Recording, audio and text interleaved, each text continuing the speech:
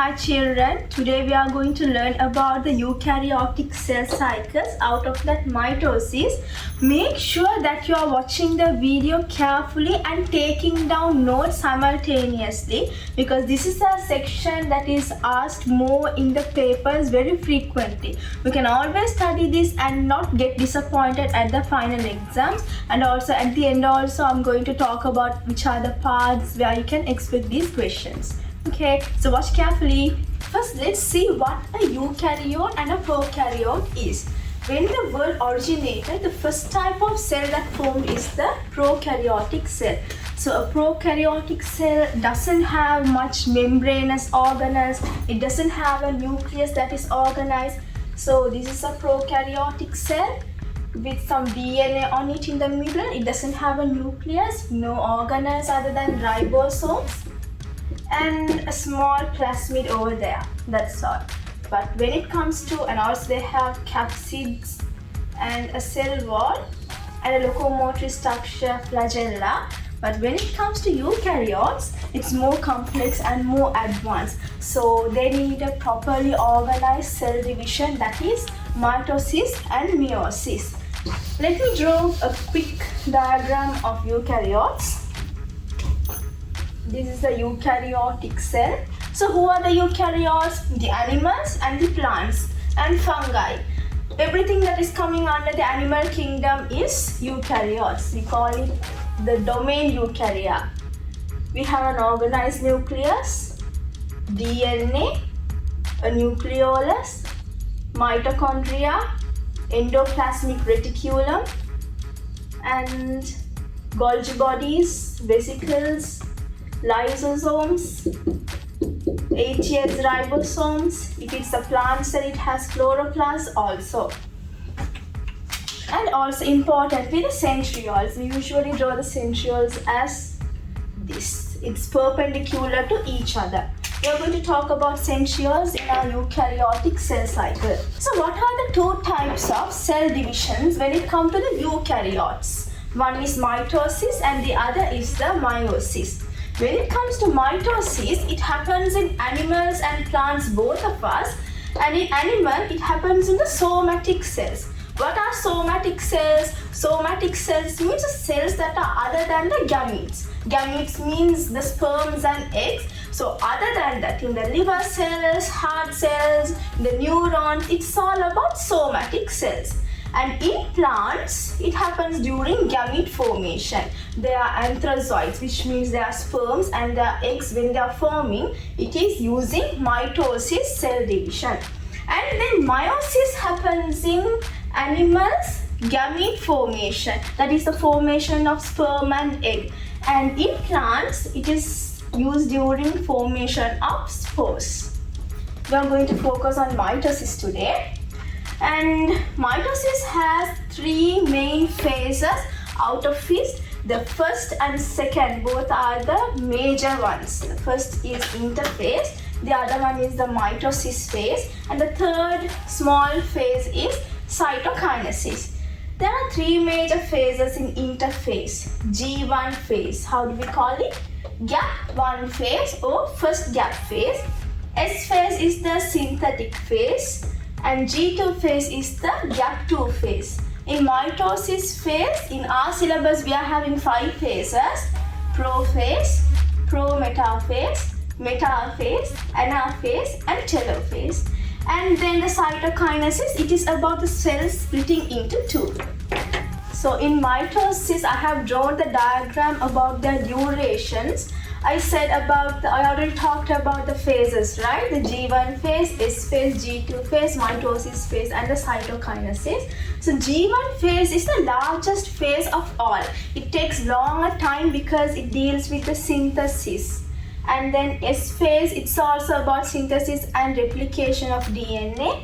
G2 phase is about a little bit of duplication of organelles, and then mitosis, cytokinesis. Out of it, the shortest phase is cytokinesis because it's very quick. And moving on to the G1 phase, gap 1 phase, it's about protein synthesis needed for the rest of the time. Because in cell division, one single cell is dividing into two.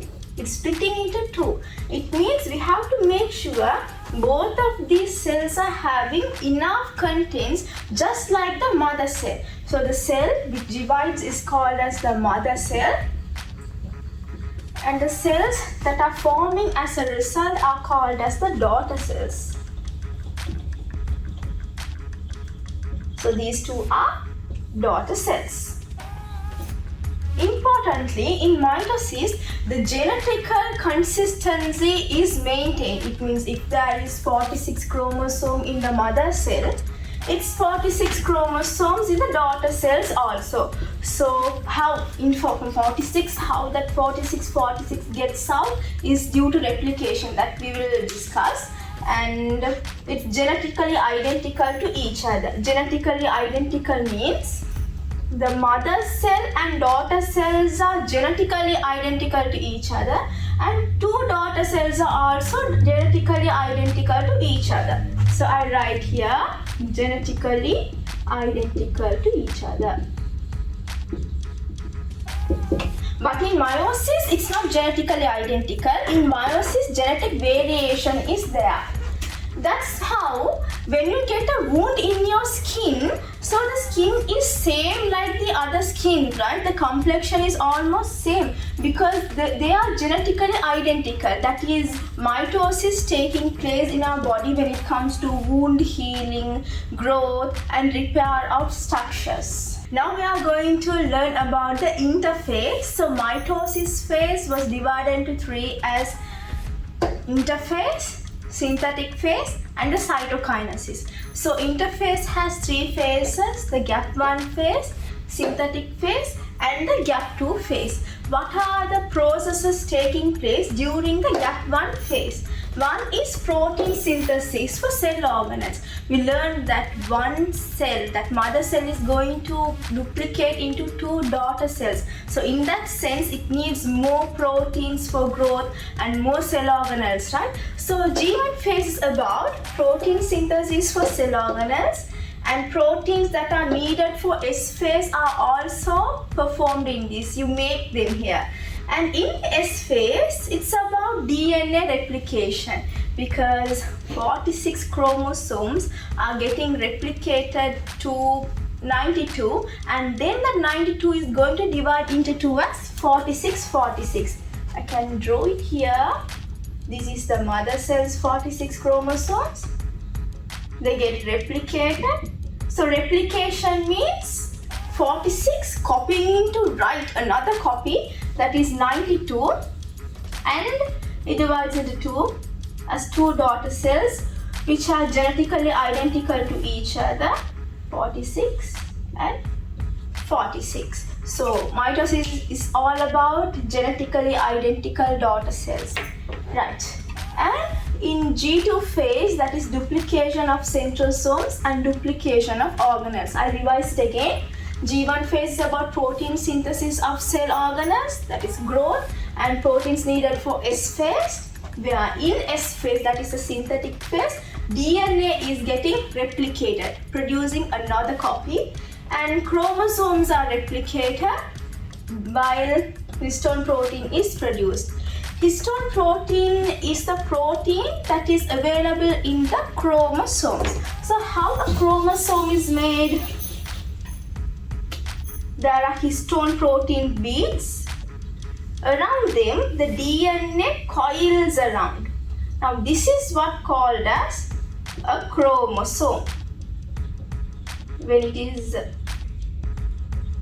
chromosomes are the genetic storage in animals. So all our genetic information is stored there. And the checkpoints. Moving on to the checkpoints, G1, G2, M phases are having something called as checkpoints. What's a checkpoint? So when you travel in the bus and all, you know about the checkpoints, right? So they ask you to get down and they check the bus for things like that are not allowed to be carried around. So if you are having something that should not be carried around, then they'll take that thing away and they'll stop that journey, right? But if you are having everything and you are all set to go, then you can go ahead, you can continue your journey. Same here, the checkpoints at G1, G2 and M phases, there are checkpoints where the cells are checked whether they are good enough to go further, they are qualified enough to go further. So if at G1 phase, if they recognize that the cell has all completion and all the process that are going on good, then they will say, okay, you're good to go, so you can further continue. So then those type of cells will continue further and they will complete the cell division. But if they are not qualified enough, if the complete structure is not there, if it is not good enough for further continuation, then it is stop right there, and that enters the go phase. Now go phase means it's a non-dividing stage. Non-dividing stage means they are grown enough and they don't need to divide into two. They don't have to reproduce further. Examples are nerve cells and muscle cells. So after some stage in our body, our nerve cells won't replicate, they won't copy each other and they won't form further new cells. Muscle cells are also same. Muscle cells sometimes they divide, but not all the times, because just imagine for all the time all the muscle cells are dividing and dividing, will be growing enormously big, right? Okay, so that's all about the interphase. Next one is the mitosis phase. So in mitosis there are 5 phases: the prophase, prometaphase, metaphase, anaphase and telophase. So in this diagram you can see prophase, prometaphase and metaphase. So prophase is the first stage of mitosis. It's a little longer than the other phases of mitosis because the chromatin structure has to get into decondensed stage. So see here, the chromatin structure, it's like noodles. So it's all mixed up together and they have to condense to form chromosomes like that. And when they form the chromosomes only, they can be visible under the light microscope. Then formation of spindle takes place. Spindle is a centriole forming microtubules. So you can see here the microtubules are radiating from the centrosomes or centrioles. Prometaphase. In prometaphase, the nuclear envelope fragments. So nuclear envelope means this. So the nuclear envelope it fragments off. In prophase, the nucleolus disappears. In prometaphase, nuclear fragments, it gets fragmented. And then chromosomal condensation, it further on continues because it's a big process. And the chromosomes get attached to the microtubules. How do they get attached? So to attach, they need a binding protein. That binding protein is kinetocoprotein. So over this area, kinetocoprotein binds with the microtubules and it binds the chromosomes to it. Then metaphase. Metaphase is about all of them aligning in the same straight line. So imagine cell as a sphere. The metaphase is located from each pulse, it is in equal distance. So literally it is in the center plate of the spherical cell. So I've drawn it in this way where they are all aligning at one point. This is called as the metaphase plate. Look at the diagrams again. Prophase, all the chromosomes are condensed now. They are visible under the light microscope and the centrosomes are started to move to the opposite poles. Now they have moved clearly and the microtubules have grown further and they are trying to attach to the chromosomes by kinetocoprotein. And then in the metaphase plate, all of them have aligned in the same line. And this is all about prophase, prometaphase and metaphase. The next phase is the anaphase. So anaphase is about the chromosomes getting apart. So in a chromosome, if it's attached at centromere, these individual parts are called as the sister chromatids. How do we call them? Sister chromatids. Now the sister chromatids are getting apart from that bounded structure called centromere. At centromere, they are bound by the cohesive protein. That cohesive protein disappears. So the sister chromatids are getting separated from each other, and also these microtubules shorten. So likewise, here it gets shortened and the chromosome will move towards the pole. So here also the same, it shortens and the the chromatid moves towards the poles. So likewise, all these microtubules are going to get shortened and the set of chromatids are going to get towards their poles, like this. Then the telophase. Next part is the telophase. Telophase is the right opposite of prophase, in which the nucleolus reforms, nuclear envelope reforms, the disappeared organelles, they all reform. Now they are getting ready to get splitted into two and become two separate daughter cells who are matured enough to take on the duties. Here the telophase, I have written them.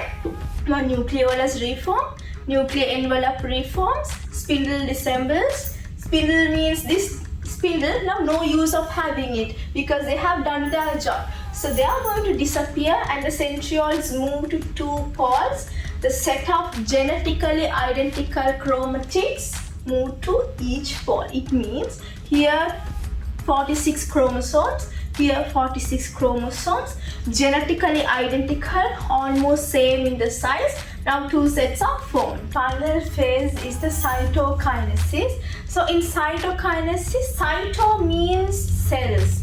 So it's related to cells where they are splitting into two. How they split is there are actin filaments in our cells. Those actin filaments will pinch inwards and they form the cleavage furrow. So once the cleavage furrow forms, they get separated into two genetically identical daughter cells.